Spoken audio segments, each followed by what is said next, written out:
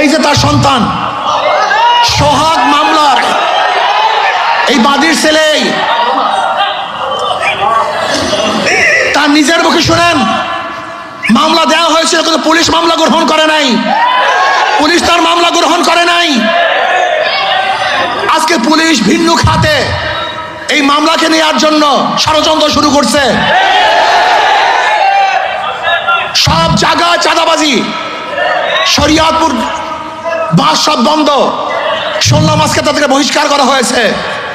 অথচ আজকে আপনারা দেখেছেন প্রেস ব্রিফিংয়ে সাংবাদিক সম্মেলনে ঊর্ধ্বতন কর্মকর্তাদের কাছে বারবার জানানো হয়েছে, কিন্তু না, যতক্ষণ পর্যন্ত সব জায়গায় প্রচার না হয়েছে ততদিন পর্যন্ত বহিষ্কার করা হয় নাই। চাঁদা নিলে পুরস্কার, ধরা পড়লে বহিষ্কার,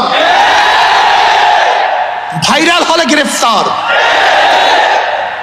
কি ভেবেছেন বাংলাদেশের মানুষ বোকা?